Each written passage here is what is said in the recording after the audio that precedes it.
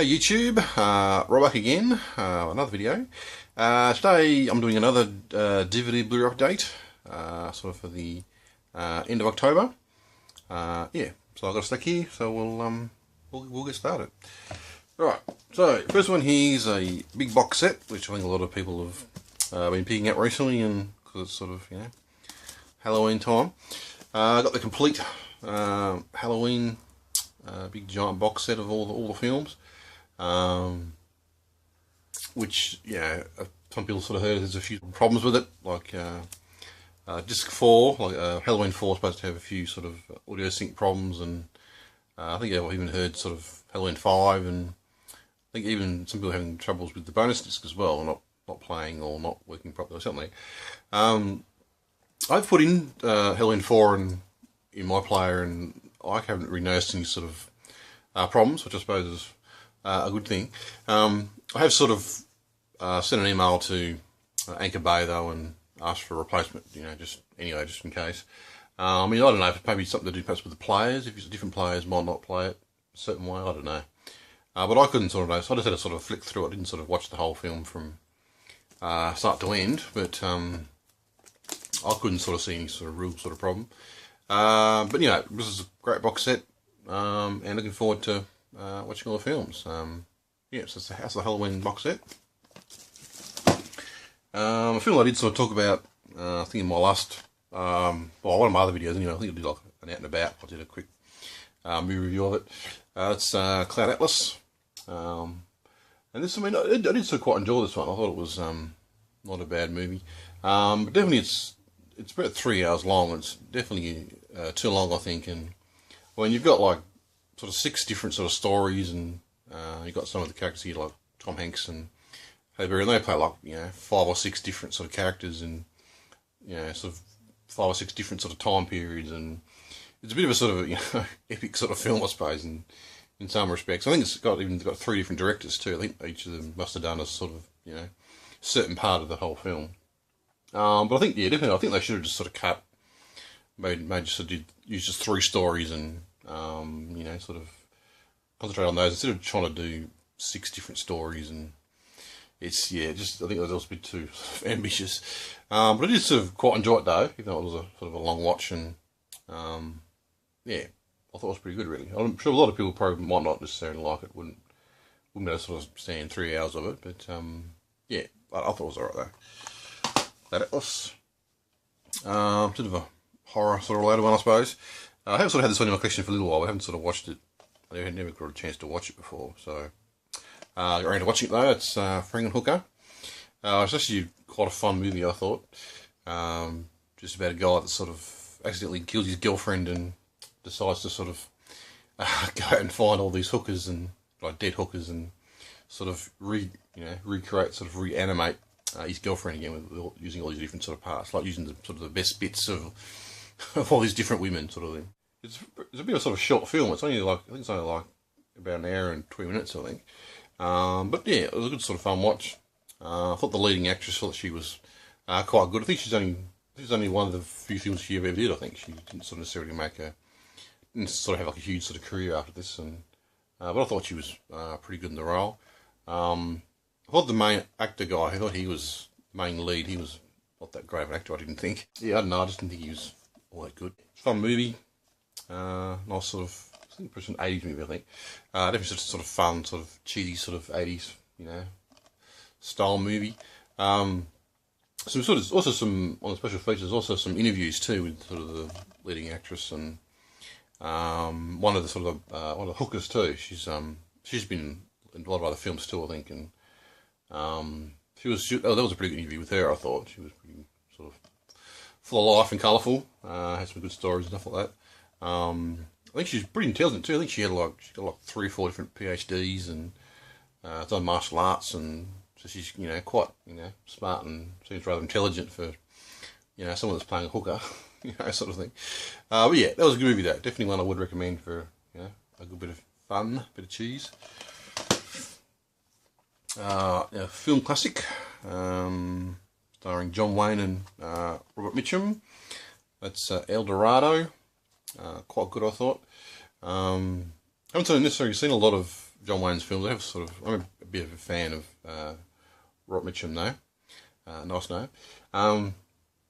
Essentially, just sort of about. I suppose there's two friends, I suppose, and Robert Mitchum, he's like a sheriff of a sort of a small town, and so the film sort of starts out with them sort of meeting up again and reminiscing sort of thing, and so John Wayne leaves, and when he sort of comes back, he finds out that Robert Mitchum's become a bit of an alcoholic, and his lady friends left him, and he's turned to alcohol,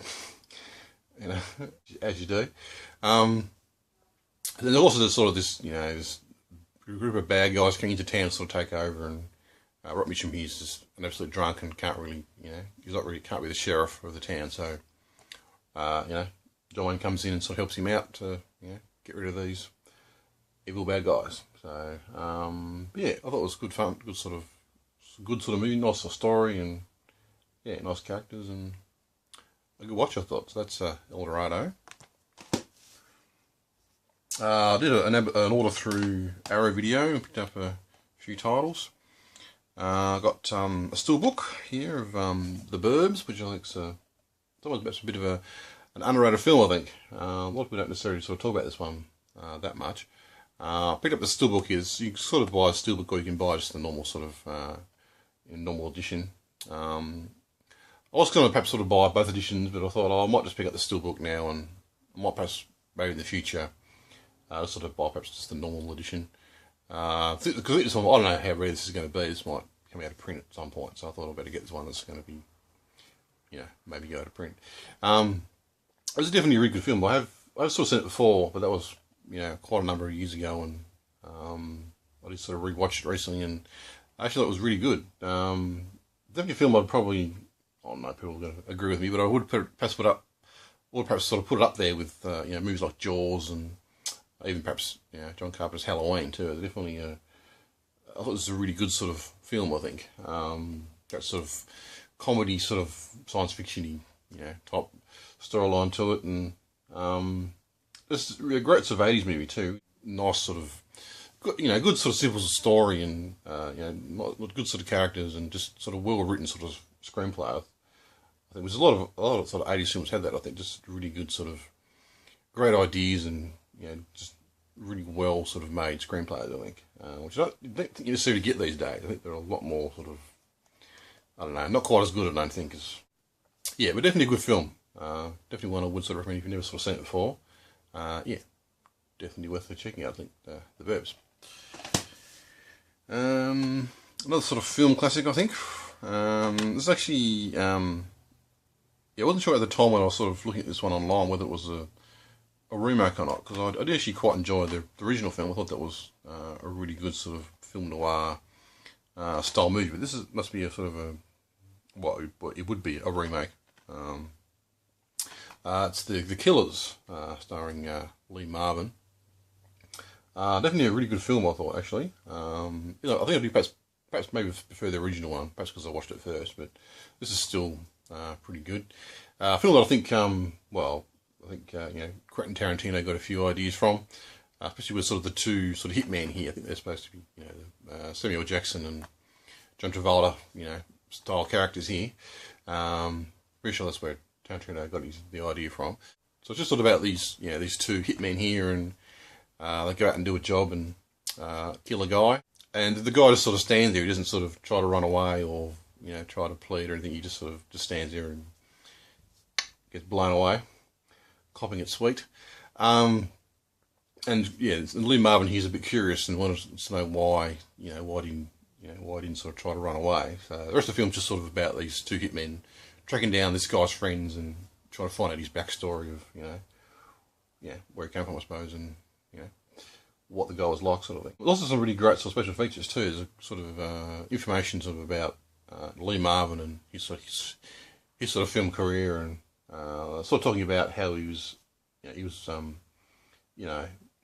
he'd been to war and sort of come back from war, and how he sort of started to make all these rather sort of violent sort of films, and they were sort of saying that he, in some ways, it probably wasn't sort of noticed at the time, but he might have been sort of suffering from what you call the post-traumatic stress syndrome sort of thing from been to war and, sort of come back home sort of thing, and still,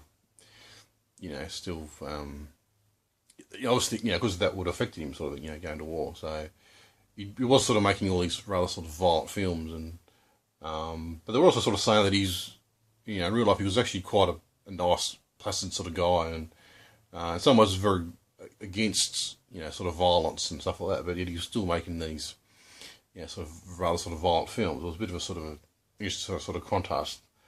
But yeah, a really great movie, I thought, and definitely worth checking out special features too if you get a chance. So that's The Killers. One here I sort of watched. I watched this movie a long time ago and really did enjoy it, but I can't remember all that much about it, to be honest, because it was such a long time since I watched it. But I picked up a Blu-ray edition here. It's Porky's. It's really nice on cover, I think, on that one too. Therefore, I can't remember necessarily all that much about it. It's kind of like set in 1954, and so a bit of a sort of comedy, I think, sort of these teenage boys and what they sort of get up to, and I just remember it being a really good film.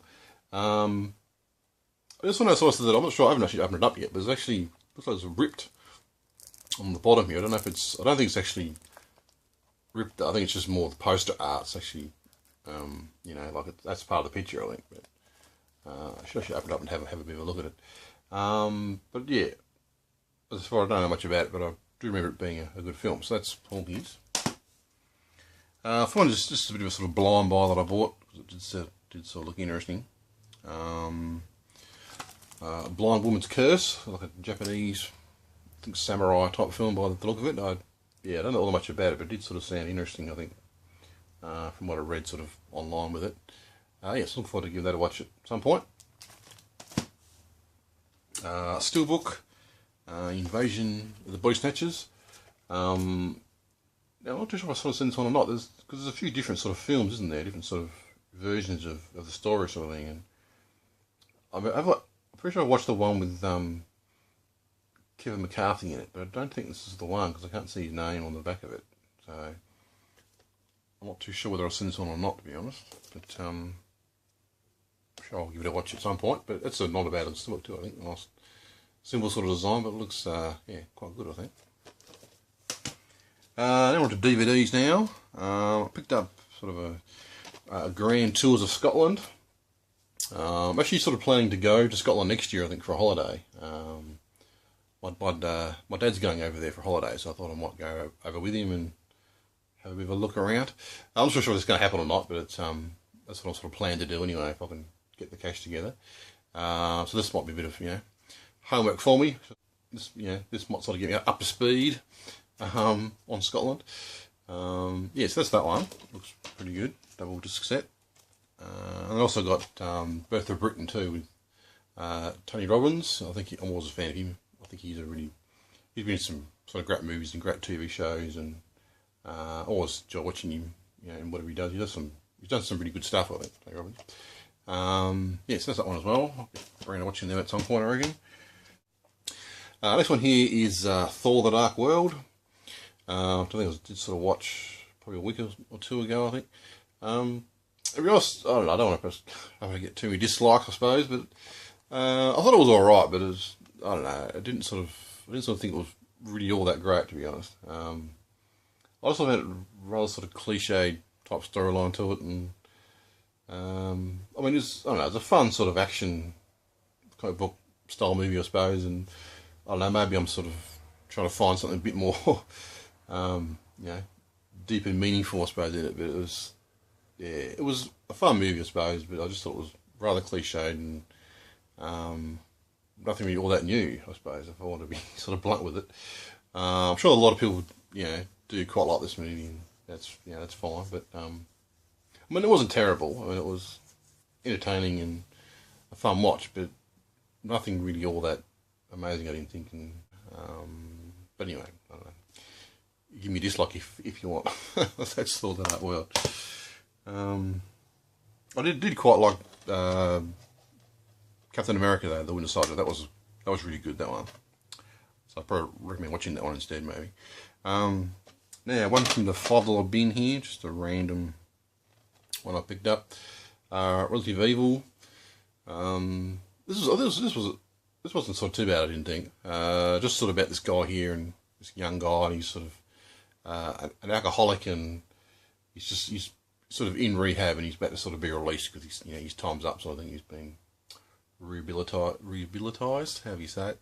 But it's also sort of about his family too, and in some ways, I don't really want him to come back, sort of thing. Like his stepfather and his uncle, because they've sort of both lost jobs because of him, sort of thing. Because he's, sort of went out.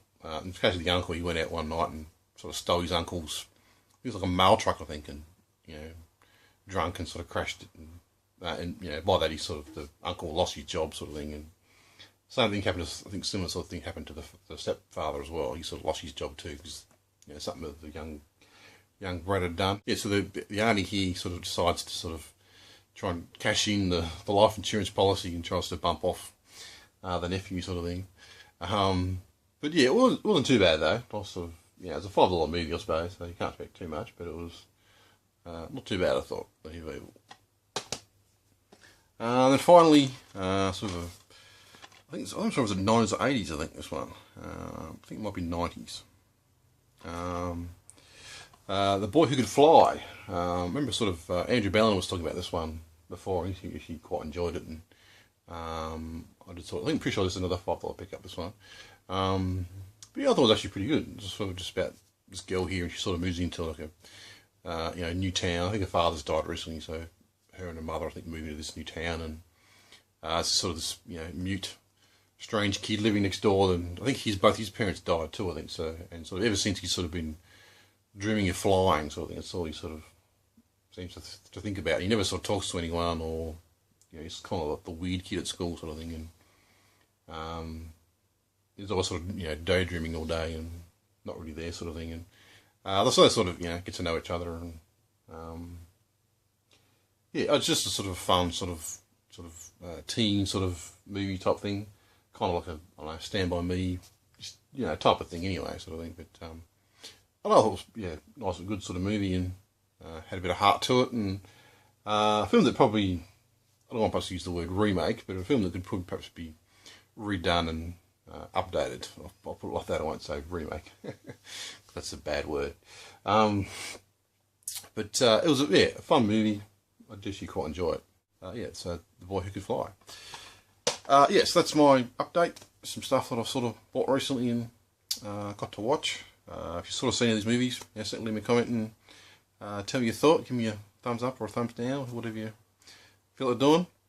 But for now, thanks for watching, and bye.